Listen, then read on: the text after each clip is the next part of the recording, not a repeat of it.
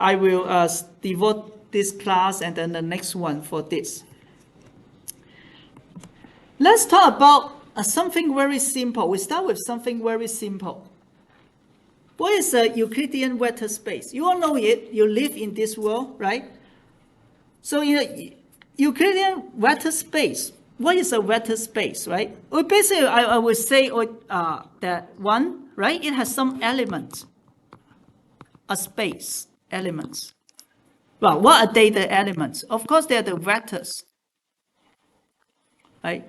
And you know what vector it is, right? For example, it can be V, can be W, right? And for example, I can say the V equals to V1 x hat plus V2 y hat plus V3 c hat. You're okay with this, right?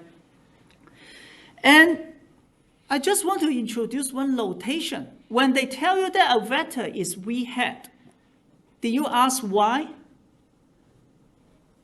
If no, when you learn this, if you did not ask why, then now I tell you I want to call it as this. Are you okay? Do not ask why. We just want to do this. Okay, but turn out to be useful. This is some called Bra-ket notation, Dirac Bra-ket notation. Okay, so now I have another way to write the vector. I just put it in this system.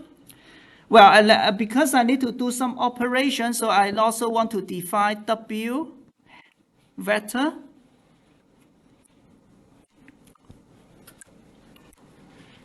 equals to W1 x hat plus W2 y hat plus W3 z hat. Okay, so we have a vector, a bunch of elements in this space. But that is not enough to define a vector space. It also has something very important, that it has a definition called dot product, or called inner product, which we also know that already. But that is the meaning of a vector space, right? That you cannot call it a vector space just saying I have the vector. Your vector can be anything. For example, I can define a space. I say, okay, all the English alphabet are vector, A, B, C, D, E, F, G. And then whatever combination of them, Apple, A-P-P-L-E, is also a vector. Looks like a little bit similar to this, not exactly, right? But you still need to define a relationship between them, which is called dot product. What is the dot product between A-P-P-L-E and orange, O-R-A-N-G-E? You need to define it. And you define it, if you define it correctly, then that is great. You form a vector space, right? How do we write the dot product? Again, that is what some people told us before. But now I would like you to also accept this notation.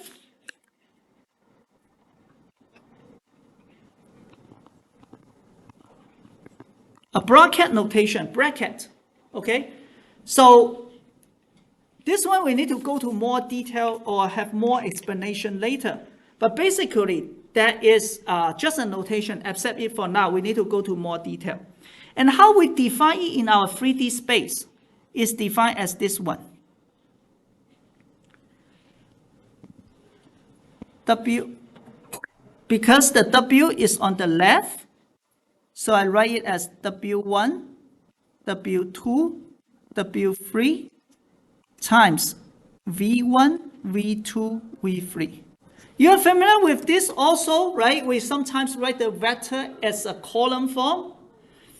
In this case, if you like, you can put a comma. But anyway, I put the coefficient to here.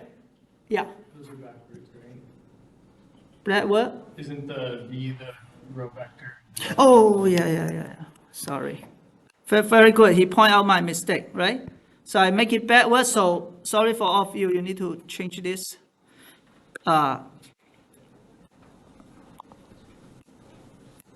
Okay, so I hope this actually help you. What am I doing? Still wrong. Should be W, right? Okay. Now, when I write this is V1, V2, V3, would there be any confusion? It can. But because I already told you we're working on Euclidean space, maybe we also have a consensus. We're talking about the basis vector are x hat, y hat, and z hat. So if I write this, there's no problem. But if you don't know what basis we are using, if you write this, that will be a problem. So I just want you to remember that in this case, we say we have V1 components of x hat, V2 components of y hat, and then V3 components of z hat. Yeah. Since it's Euclidean space, do we not care about the complex conjugate thing? We do not, yes. Okay. But I want to introduce this gradually. Yeah, we don't think about complex conjugate for now. And what is this? Now this is easy. You just follow your matrix multiplication, right? Then what do? W1 times V1 plus W2 times V2 times W3 times V3, right? Just matrix multiplication. So this is W1, V1 plus W2, V2 plus W3, V3. Now, this is the definition of the inner product. It maps it to a scalar. So what are the properties of this guy? Again, very trivial to you. Oh, boy. What are the properties of this operation, right? First of all, V dot W equals to W dot V. In this case, okay? What else? V dot V equals to or larger than 0. I think you take it for granted. Of course, we think a vector must have a length that is larger or equal to 0. But that is the definition. If your inner product does not have this definition, it cannot form the space that we are looking for, which is Hilbert space. I'm going to talk about later, right? And finally, V dot AW1 plus BW2 equals to AV dot W plus W1 V dot W2. This is like a distribution law. Now I want you to be familiar with the notation. So what is this talking about in our new notation? This V bracket W equals to WV in this notation. Make sense? That's okay? How about the second one? V larger or equal to 0. And the third one is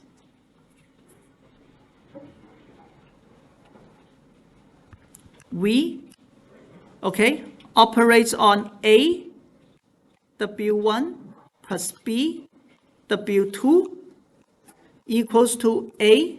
You can just distribute it into there. V, W1 plus B, V, W2. Okay? So what is the meaning of inner product in our real space? Do you remember? Projection. Exactly. In our real space, we also know that V dot W equals to the magnitude of V times the magnitude of W cosine theta. Where, if this is V and this is W, this is theta, right? You are trying to project V onto W or W onto V.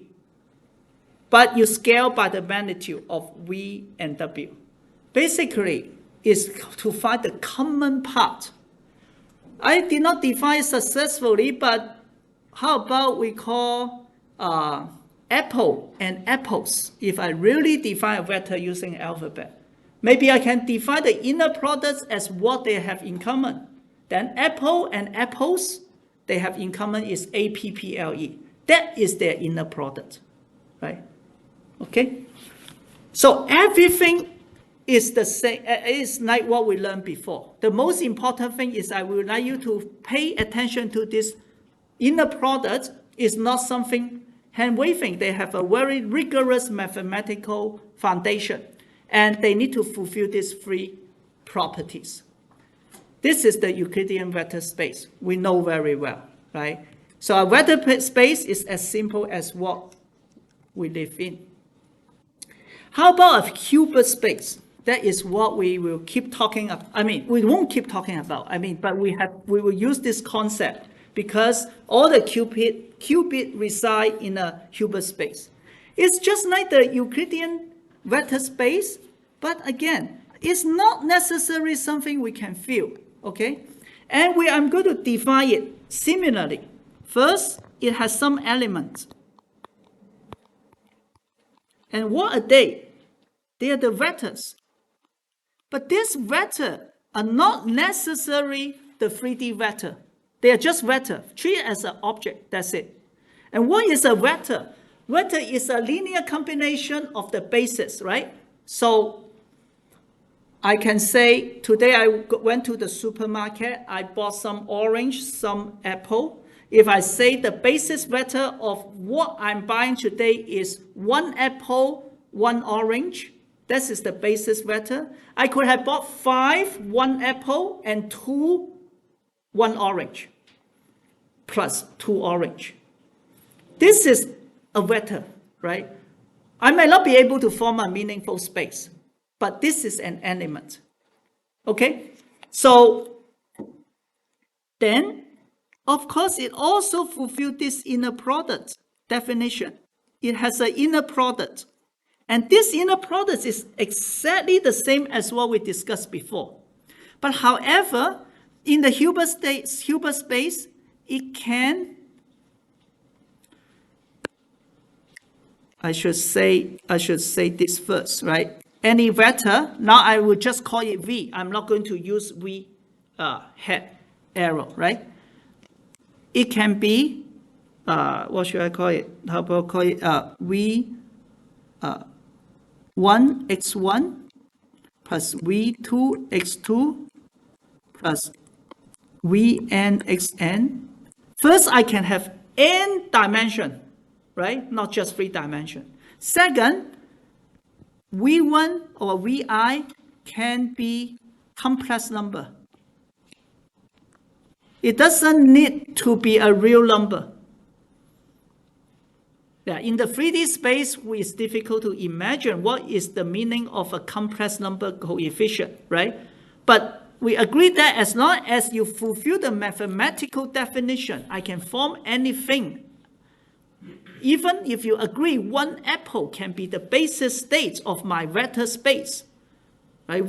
Definitely is not something you can feel, right? The vector space of apple and orange. Right? So I hope that you will feel comfortable that you can also have a complex number coefficient. Okay? So because of this, we actually have a very similar rule, some very similar rule. The inner product V with W equals to WV. But because we allow complex number, the real rule should be this. This is the complex conjugate, right? If you forgot, I remind you, 1 plus j complex conjugate equal to what? 1 minus j, right? You put negative to the imaginary part. It also has the same criteria about the length of the vector. This is not the real length that you can measure in the real space, right? Again, this is v dot v. It has to be larger or equal to 0. Okay? And finally, the distribution law. It is exactly the same as what I discussed in the last slide. Right? This one gives you V.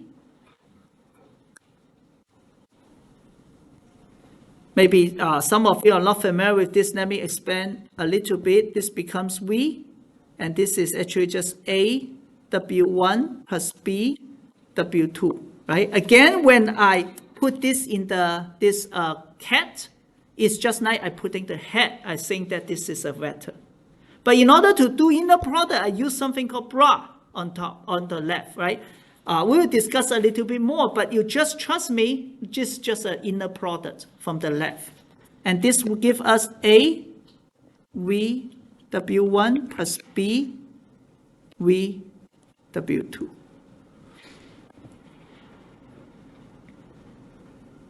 Okay? I have one extra slide, which I don't need. But the reason I go through the Euclidean vector space and then now with the Hilbert scale, you find that they are the same. The only thing you need to accept is two things. You allow the complex number. And then try to be familiar with this Bra-ket notation. We will discuss more later. But when I do the inner product, one of them becomes the bra version instead of the cat. Okay? Yeah, let's keep practicing. So you just need to trust them. So in the homework, how about this, right? I want you to prove from what we had earlier, right? To prove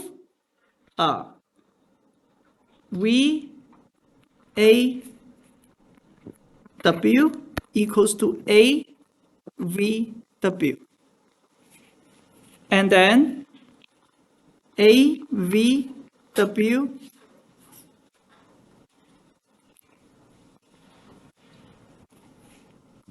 equals to A complex conjugate VW. Basically, what this is saying is that you do an inner product with V and a scale version of W, right? So this may be also some of you feel uncomfortable. AW, what I'm talking about is just a scalar A times a vector W. It's the same as you do the inner product first and times the A, which makes sense, right? It's just like in 3D, I have a longer vector. I don't expand it first. I do the inner product and then multiply that by that ratio. But if you are actually doing the scaling for the left vector, you actually scale by complex conjugate. You can deduce by these three equations, right? And it's very easy. Just Google or even ChatGPT may be able to help you. But you make sure that you understand. Okay. Now, this is just an initial introduction. Unfortunately, this class is not for algorithm, right? It's for hardware. I would say that you go through this and trust what is given to you if you don't have time. Okay, and then use this to continue to work on the rest.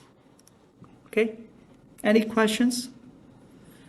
So Hilbert space is, sorry, I forgot to say one more important thing. It also need to be something called complete, which we will not discuss. It completes mostly talking about something called convergence if they have a Cauchy series, right? So I even not good at this, but just let you know it is just a linear space with linear product and it is complete, okay? But you don't need to deal with this because we are not the mathematician. We don't need to prove something it is complete, right? We know we are working on qubit anyway. And so we just need to know that well, Hilbert space is as simple as this. Okay? So next time you hear about Hilbert space, don't be scared. So now let's start with some more basic one, right? We have been talking about the basis state. And again, you understand this very well. A vector in the space is a linear combination of x hat, y hat, z hat. The example I told you again, how much fruits I bought today is a linear combination of 1 orange and 1 apple, right? Can be 5 1 orange, 2 plus 2 1 apple, or 10 orange plus 1 apple, right? They are all the vector. They are the basis state, right?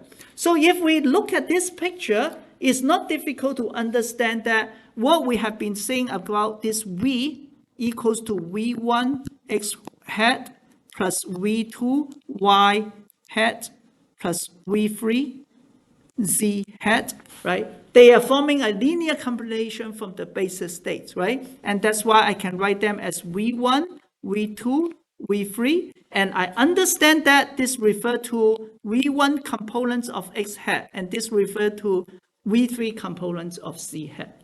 And that is the same in the Hilbert states that I cannot see. For example, in a qubit state, I can tell you, and you trust us, we only have two basis states, spin up or spin down. One excess Cooper pair or zero excess Cooper pair, right, etc. So for this vector V1, how will you represent it? It can be represented as 1, 0 plus 0, 1. Make sense? Now, why this is 0, 1? Because it has 0 components of 1, right? So this is just equal to 0. And 0 is like what? 0 is just like x hat. I draw it in a fake 2D plane. This is not the real qubit space. Because a qubit space allows compressed number. This 2D plane is real.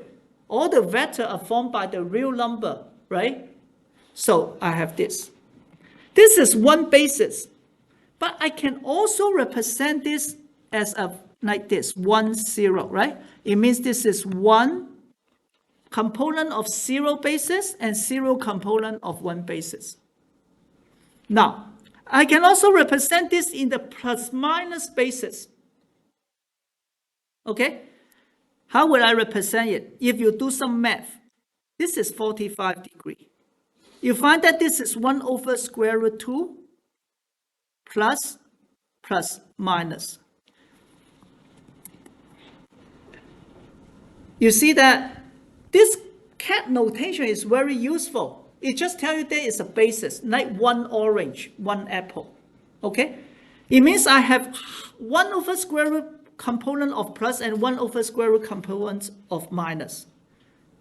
How do I write this in a column form?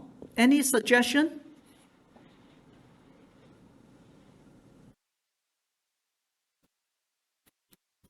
I will just write this as 1 over square root 2, 1, 1.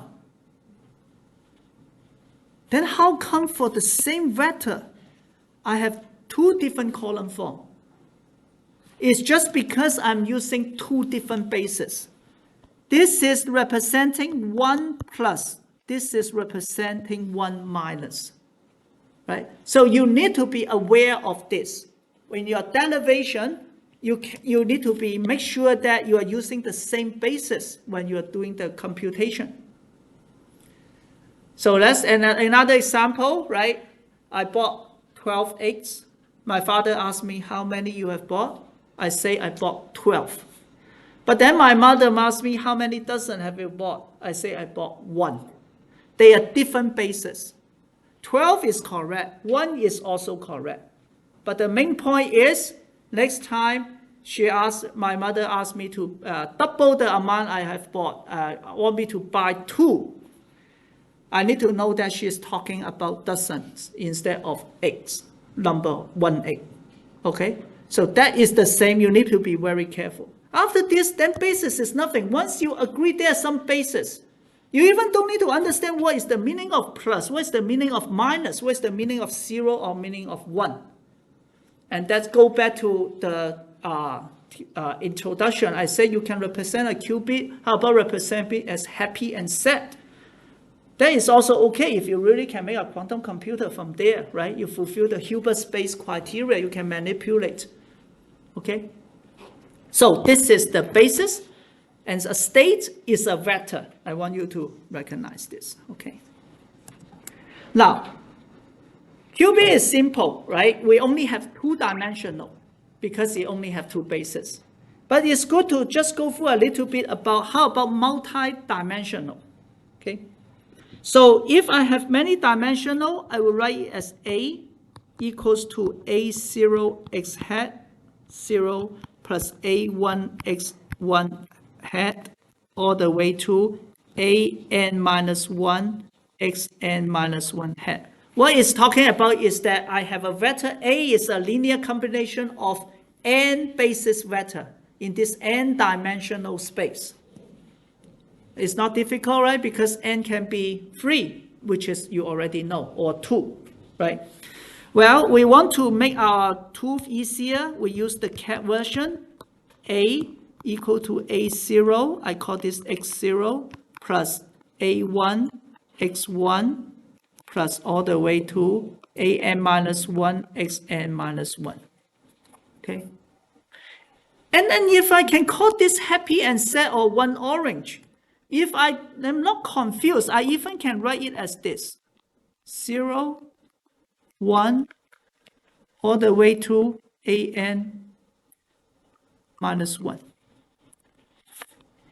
I can even use English, Japanese, Chinese, whatever, to put here.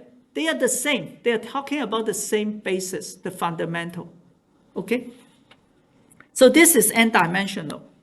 Because if I write it as a matrix form, it's going to be A0, A1, all the way to an minus 1, right?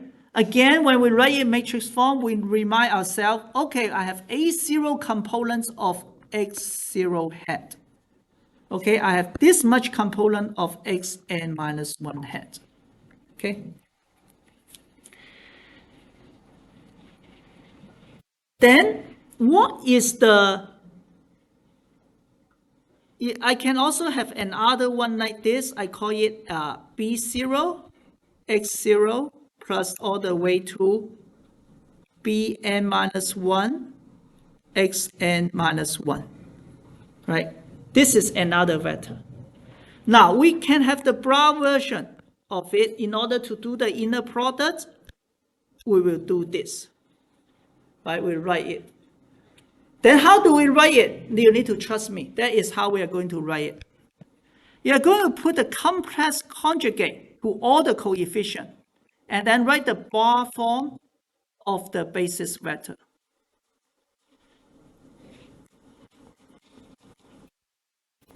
Okay? So you just put complex conjugate to the Bra version. And then how do you do the inner product?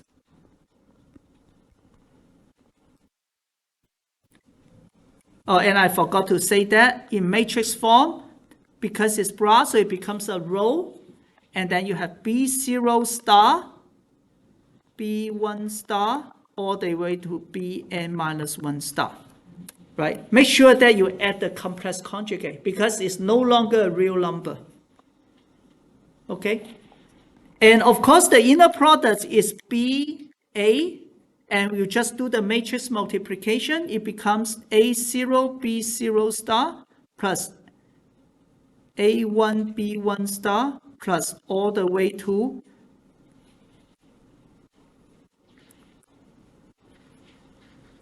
An minus 1, Bn minus 1 star.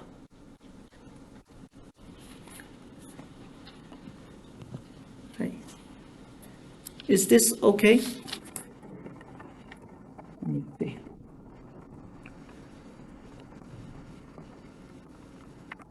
Right, so in summary, I just taught you a skill, something called Bra-ket notation. We gradually transit from the vector. It is just a regular vector. You have the coefficient of each the basis. This is a superposition. This is a linear combination.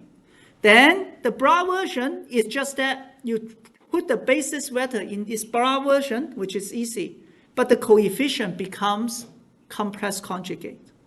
If you write them as matrix form, the vector is a column, and then the Bra version is a row, but you need to change the coefficient to complex conjugate. Is that okay? Yeah, we will keep practicing. So then now we really talk about Bra-ket notation, right? I already told you. But basically, I just want you to know that you have a vector which is a linear combination of two another vector. You can write it as this.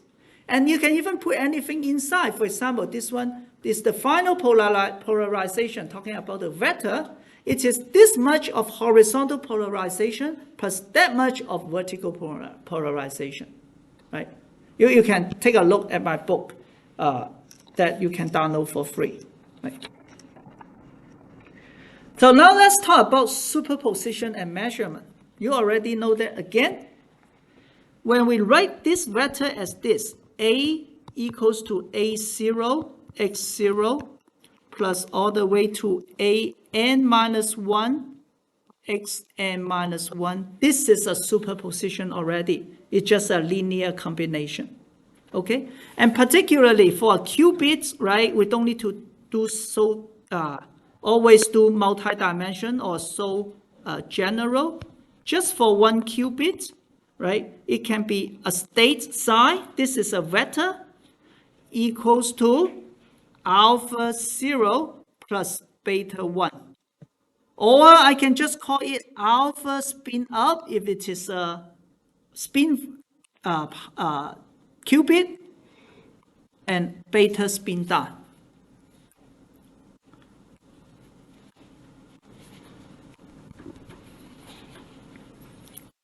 Okay? Right? And if you get confused, just step back. Hey, isn't that our 3D vector is more complicated? Vector A equal to A x hat plus B y hat plus C z hat. Here I only have two. Psi equal to alpha 0 plus beta 1. But what is 0? Basis state. Okay, just like x hat. What is that? You can do it in your physics, do some physics. Otherwise, just treat it as an object, a basis vector.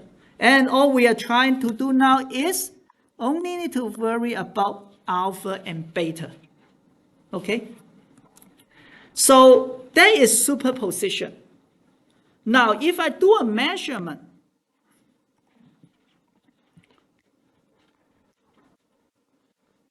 on the qubit, we say that the wave function, this is a state, but it's also the so-called wave function, will collapse. Correct? It will collapse to either 0 with the probability of collapsing to 0, it is alpha alpha star. What is this, do you know? What is the number times its complex conjugate? Do you remember? The magnitude? Is it just one? Oh, Magnitude square. Well, it's not normalized. Yeah. I mean, this is. How about the probability collapse to 0, to 1? What is that? Beta, beta star. I hope you memorize this. Remember, it's beta, beta star, right? And it is the magnitude. Okay? So I will stop here. But then we will continue in the next class, right? So try to review this if you are not familiar with this. Okay, thank you. And I have the sign up sheet actually. If I will just quickly stop the recording. all right.